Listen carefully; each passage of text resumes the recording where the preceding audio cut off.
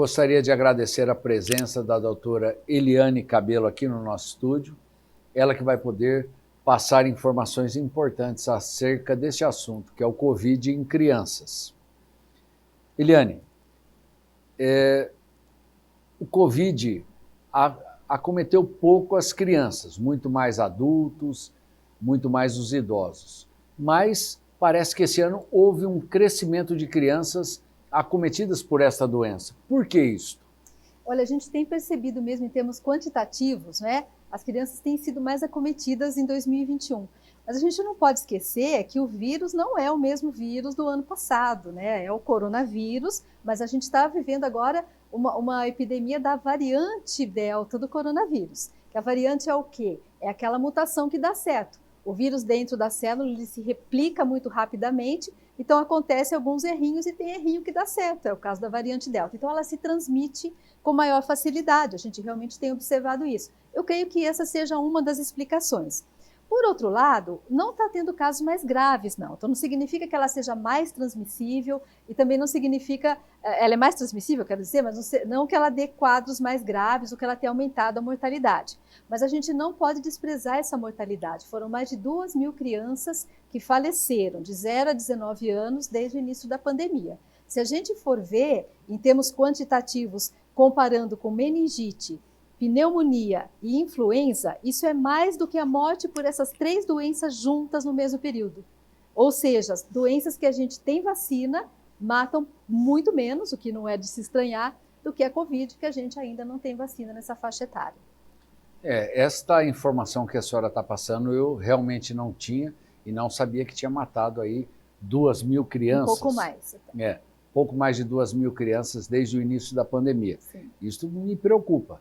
Eu tenho meus netinhos lá que não são vacinados, crianças de 4 a 6 anos. É uma preocupação que realmente eu não tinha e passo a ter a partir de agora. Agora, a gente sabe também que os quadros nas crianças são quadros mais brandos, Sim. mais leves. Por que na criança ele não vem com tanta, graças a Deus, não vem com tanta intensidade como no adulto? Nós acreditamos que tenha várias explicações para isso, né? A gente sabe que a proteína spike, que é aquela proteína da coroa, né, do coronavírus, se encaixa num receptor que chama ECA2. A distribuição dessa ECA2 pelo corpo da criança é um pouco diferente do adulto. Além disso, a criança ela já tem uma imunidade muito jovem, ela não tem a imunossenescência do adulto, então é uma imunidade que combate mais esse tipo de vírus, né? Ela recebe vacinas com vírus, ela recebe... Então, todos esses componentes juntos fazem com que a criança tenha quadros mais leves da Covid. E por que esse aumento em 2021? Será que é o retorno às aulas? O que levou essas crianças a serem mais acometidas? Então, eu acredito que seja pelo fato dessa variante Delta ser um pouco mais transmissível. Além disso, a gente não pode, eu não culparia a volta às aulas de forma nenhuma, porque eu acho que é tão importante que a criança volte às aulas, né? E a gente já a Sociedade Brasileira de Pediatria, ela demonstra que a escola, quando ela consegue manter aquele distanciamento, uso de máscaras, tudo isso, ela é segura para a criança. Os adultos já estando vacinados, ela acaba sendo segura. Então, eu não creio que a escola seja uma explicação, não. Eu creio que seja realmente por conta disso. E, além disso, a gente tem que ter um certo cuidado quando a gente vir esses índices de transmissão, porque se a gente comparar, por exemplo, as outras faixas etárias estão sendo menos acometidas porque estão vacinadas. As crianças e os adolescentes ainda não estão. Então, é óbvio, é meio que natural que elas têm um pouco mais comparado com o restante, né? Então, um certo cuidado em avaliar também esses índices quando tem muita diferença. Mas realmente teve um pouco mais, sim, de transmissão esse ano. O próprio relaxamento, menos uso de máscara, os adultos já estão vacinados, usam menos máscara. Você acha que isso também levou as crianças a terem mais essa doença? É possível também. Apesar de que eu acho assim que a maior parte das pessoas tem se protegido, elas têm essa preocupação em não ter. Algumas pessoas ainda insistem em não usar, né? Então a gente tem que ter muito cuidado, a gente tem que respeitar muito esse vírus, ele ainda está aí e é muito importante que a gente use, que se faça o distanciamento e todas as medidas, mesmo com as vacinas. Quais são os sintomas que a criança apresenta que os pais podem suspeitar de que ela está acometida pelo Covid? Então, aliás, a criança, assim, ela tem principalmente os quadros assintomáticos e ela tem quadros mais leves, então quadros respiratórios, como se fosse um resfriado comum ou uma gripe. Então, uma tosse leve, uma coriza, dor de cabeça, dor no corpo, dorzinha de garganta. Pode ter também problemas no trato gastrointestinal, uma diarreia, dor abdominal e também lesões de pele. Esse é o quadro mais comum da Covid. 90% das crianças são assim. E tem aquelas crianças que vão ter os quadros mais graves, que são a minoria, e elas podem desenvolver pneumonia, então quadros moderados de pneumonia sem hipoxemia, quadros mais graves de pneumonia com hipoxemia, cometimento de outros órgãos, e a temida síndrome inflamatória multissistêmica em pediatria, né? A falta de ar, então, pode estar presente nessas crianças como um dos sintomas? Sim. Pode ser. Nos quadros mais graves. É menos comum que no adulto, mas ela pode acontecer sim. Uma orientação, doutora, que a senhora passaria para aquelas mães que estão com as crianças com resfriado comum, é de não encaminhar para a escola? Com certeza absoluta, né? Aliás, gente, hoje está acontecendo uma coisa assim, com as crianças voltando para a escola, estamos passando aí pelo inverno, não parece muito aí que está meio quente, mas estamos passando pelo inverno. Então, como todo ano, a criança tem seus resfriados, tem suas febrinhas, tem suas tosses. Até antes de 2020, então quando chegava nisso, a família pensava, puxa, será que isso é um resfriado? Será que isso é uma gripe? Será que é uma dorzinha de garganta que vai começar? E hoje a gente pensa, será que é resfriado? Será que é gripe? Ou será que é Covid? E o que todo mundo quer saber é um sinal, é uma clínica, alguma coisa que eu possa dizer se essa criança está ou não está com a Covid. Porque, inclusive, as crianças têm quadros muito frustros. Às vezes elas começam no dia, no outro dia elas já estão bem, e a tendência da família é mandar para a escola. Se for Covid, e pode ser Covid, ela vai estar transmitindo por mais uns 14 dias ainda, ou seja, 10 a 14 dias no total, né? Então, se tiver sintomas, é melhor realmente pedir uma avaliação, levar, e provavelmente o médico vai pedir o PCR para ter certeza, porque não existe assim um quadro clínico, uma lesão de pele, o que quer que seja o que a gente chama de patognomônico da doença, não tem. Ou seja, uma coisa que seja certeza absoluta que aquilo é Covid, não tem. A senhora falou dessa reação inflamatória generalizada, são quadros dramáticos. Mas por que essa reação inflamatória assim tão grande? Parece que é uma alteração tardia, tipo uma semana, ou até 2, 3 semanas que pode acontecer, e é uma reação inflamatória, trombolítica e inflamatória, de 2 ou mais órgãos da criança. Então pode acometer coração, pulmão, rins, pele. No começo o pessoal falava, é a síndrome Kawasaki-like, parece muito a doença de Kawasaki, com aquela língua em framboesa, e é um quadro bem mais grave. Então, é um quadro tardio, provavelmente com um componente inflamatório, imunológico e de trombose, de trombolismo. O tratamento para essas crianças é um tratamento exatamente igual ao do adulto? Tem alguma especificidade para se tratar uma criança com Covid? A gente faz o tratamento sintomático, o tratamento depende do quadro clínico da criança. Então, por exemplo, se a criança tem um quadro leve, ela vai ser tratada em casa, com os sintomáticos do que a gente está acostumado, do resfriado, ou mesmo da gripe, né? Nada diferente. Então, aquelas medicações, nada daquilo que vocês sabem está indicado para a criança. E quando o quadro é mais grave, então você tem uma suspeita de pneumonia, você tem uma alteração aí de oximetria, ou a criança tem falta de ar, qualquer coisa, ela é feita intra-hospitalar. No hospital existem algumas medicações mais específicas que a gente pode usar, como corticoides e outras coisas assim, mas não são indicadas para criança de cuidado ambulatorial. Certo, não. Teria que estar num hospital para realmente Sim. receber esse tipo de cuidado. Sim. Doutora, e a vacina em criança? O que a senhora acha? Nós temos, nos últimos dias, recebido aí um monte de informação para não aplicar em criança, que pode trazer alguns tipos de problema. Como é isso? O que é a realidade da vacina em criança? Olha, essa pergunta é importante e sempre que a gente for responder uma pergunta assim, a gente tem que falar, olha, não é a minha opinião, é a opinião da Sociedade Brasileira de Pediatria, é a opinião da Academia Americana de Pediatria. Então, você tem que ter como norte um órgão confiável, porque tem muita falta de informação, tem muita desinformação. Então, se a gente tiver esse norte, e a academia, por exemplo, no Brasil, a Sociedade Brasileira de Pediatria, ela é muito confiável, é um site que, inclusive, você pode acessar da sua casa, né? Então, baseado nisso, as vacinas, elas são, sim, bem eficazes, né? Então, a gente tem feito a vacina da Pfizer em crianças adolescentes, na verdade, né? De 12 até 18 anos. É uma vacina que está sendo feita no resto do mundo, é a vacina mais realizada no mundo todo e ela é segura. Então, é uma vacina, assim, existem alguns efeitos colaterais, principalmente locais, cefaleia, febre, dor.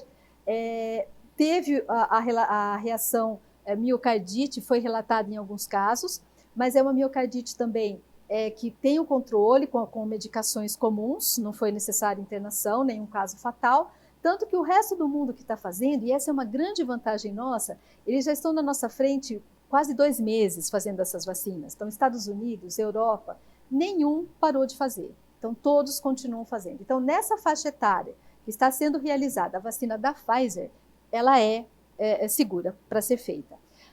Faixas etárias inferiores, a gente ainda não tem previsão no Brasil de quando será. Mas nos Estados Unidos, a Pfizer já entrou com um pedido para crianças de 5 até 11 anos para liberação.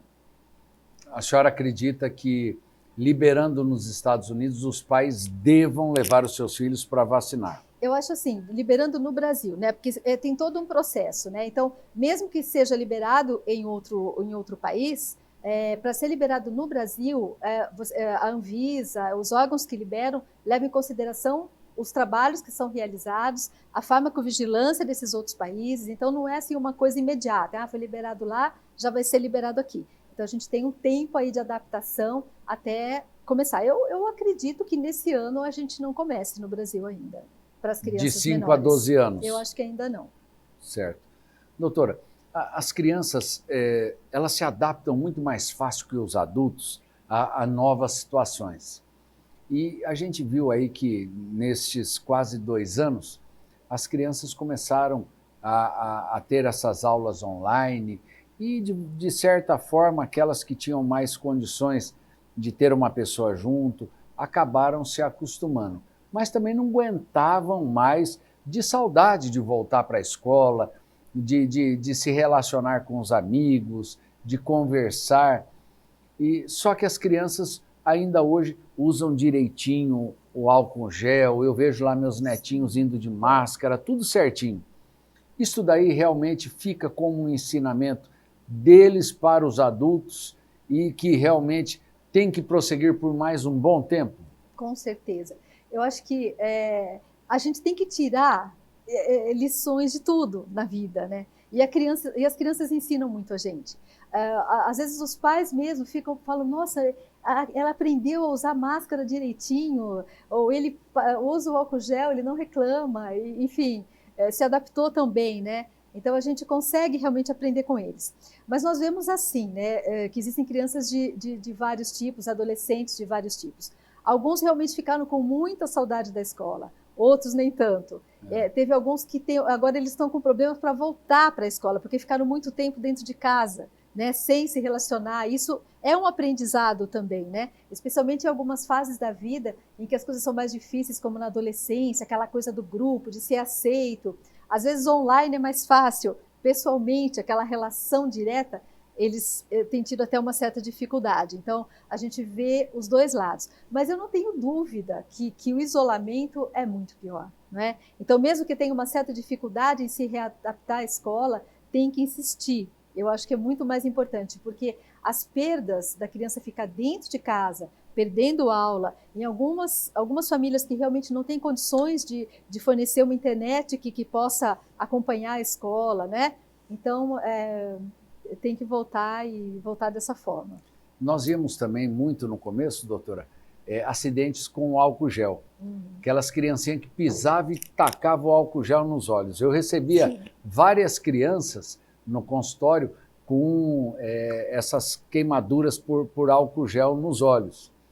E hoje a gente já não vê tanto, parece que elas já até se acostumaram com aqueles display, elas não brincam tanto com isso, mas no começo a gente via mais. Então a gente vê que a educação das crianças é uma coisa muito mais rápida do que a do adulto, né? Com certeza, com certeza. Apesar de que, ainda hoje, eu vejo lá meus netinhos toda hora, calma, tira de perto, porque estão toda hora querendo passar o álcool gel nas mãos, né?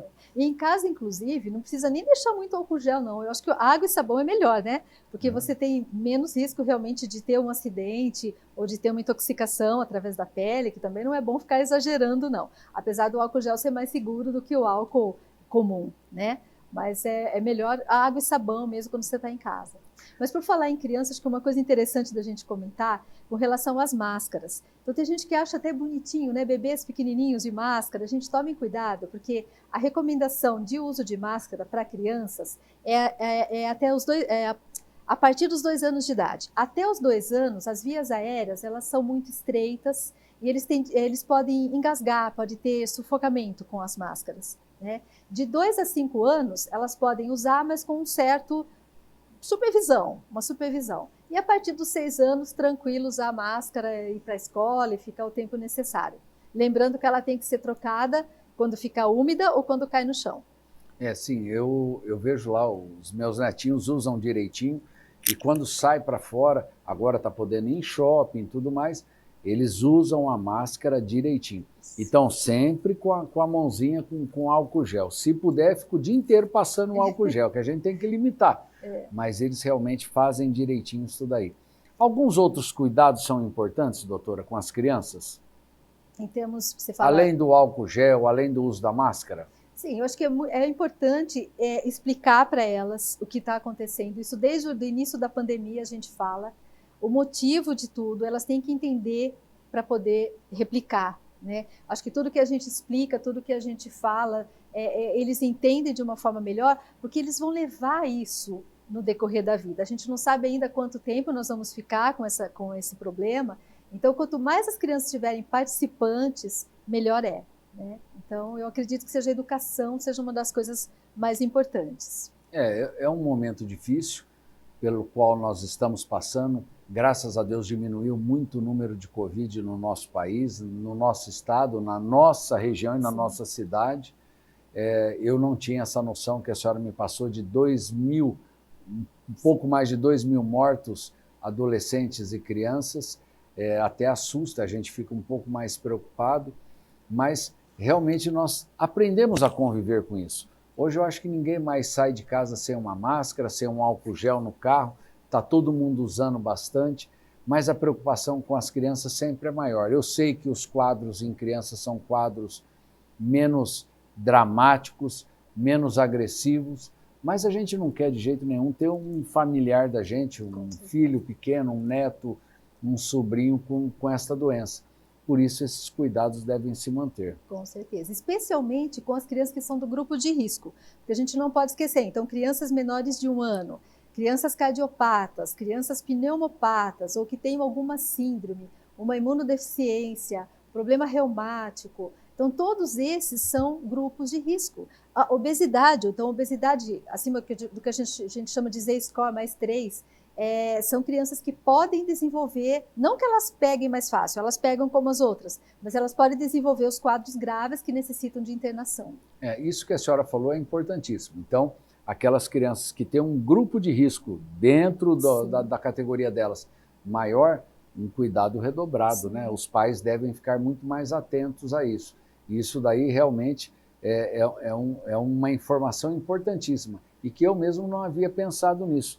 Crianças que têm algumas doenças, as cardiopatas ou pneumopatas, essas crianças com asma, bronquite. Asma grave. Essas crianças devem ter um cuidado especial. Isso é muito importante para que os pais tenham um cuidado redobrado com estas crianças. E veja, se me permite, veja a responsabilidade na pergunta que você me fez anteriormente, se os pais devem mandar para a escola ou não o filho doente. Então você pensa assim, poxa, meu filho pode estar com Covid, ele tem saúde, ele provavelmente daqui uns 2, 3 dias ele está bem. Mas se ele tiver um amiguinho com algum desses problemas, ele pode levar para esse amiguinho essa doença. E aí pode ser muito mais grave. Então a gente pensa também no coletivo, né? Isso é ser humano, no sentido literal da palavra. É pensar no outro também. Isso é importantíssimo, então, que os pais tenham esta consciência e entendam que muitas vezes, se a criança está com algum sintoma gripal, algum sintoma de resfriado, algum desses sintomas, procure antes um pediatra, faça os exames adequados, descarte o Covid para depois mandar essa criança para a escola. Porque lá na escola vão ter outras crianças que podem ter algum tipo de problema e está sendo acometida porque o seu filho acabou levando isso daí para a escola. É lógico que isso não deve virar uma neurose, mas o cuidado primeiro é com o seu filho, vai ver se é mesmo, se for, tem como tratar precocemente, você ficar com os cuidados adequados para que ele não desenvolva uma fase grave e com o auxílio de um pediatra, é óbvio. E se ele não tiver nada, aí volte à escola, ao convívio normal, né, doutora? Exatamente. E outra coisa, gente, não adianta procurar exame de farmácia para fazer. Tem gente que às vezes fala, eu vou fazer na farmácia rapidinho, se tiver... Não adianta. Então, em termos individuais, para você falar se a criança tem ou não tem, você tem que fazer o PCR mesmo, que é aquele do cotonete no nariz, que a gente pede, não é? Esse exame assim de farmácia que vai dar esse resultado. E esse PCR é bastante seguro, doutora? Para a criança, ela faz, é bem específico? Ele é seguro, mas assim, na verdade, ele não é 100%. Ele é em torno de 70%, 80%, pode chegar, dependendo de como ele é feito. Mas se for feito do 3º dia do sintoma até o 6º dia do sintoma, você tem uma confiança maior no exame. Mas muitas vezes acontece de você ter, por exemplo, contato familiar, um quadro clínico muito sugestivo e a criança ter o PCR negativo. O que a gente faz? Continua em isolamento, como se fosse a doença, entendeu? Para garantir que realmente não passe para ninguém, porque ele não é 100%, mas ele é o mais próximo que a gente tem da confiabilidade. Legal, eu acho que nós falamos aí de uma maneira bem clara e os pais puderam entender um pouquinho mais acerca do Covid em criança. Mesmo assim, eu gostaria que a senhora deixasse uma mensagem para o nosso telespectador, doutora. A mensagem é um resuminho aí do que nós falamos, né? Eu acho que a gente tem que agora, a partir de agora, aprender a conviver com esse vírus, respeitando o vírus. A gente não pode baixar guarda perante o inimigo de jeito nenhum. Ele ainda vai estar por aí com a gente mais um tempo. Mas eu tenho certeza que vai ser de uma forma menos ruim do que foi até agora. Porque nós já estamos sendo vacinados, nós já sabemos como lidar com a doença, nós vamos ter casos a partir de agora menos graves por causa da vacinação, já não vai ser aquela coisa de lotação de hospital e aquele desespero todo, né? E também vão aparecer novas vacinas, com tempo talvez aí de segurança maior, né? E novos antivirais. Vocês viram, a Merck há uma semana anunciou que está fazendo o antiviral, preparando o antiviral aí com muito promissor. Então, se a gente tiver um bom antiviral mais as vacinas, logo, logo a gente volta ao normal, se Deus quiser. Até lá a gente respeita o vírus. É isso aí. Eu gostaria imensamente de agradecer a presença da doutora Eliane aqui no nosso estúdio, agradecer a você, nosso telespectador, e deixar aqui o convite para que na semana que vem estejamos juntos aqui para mais um Prevê Saúde. Tchau!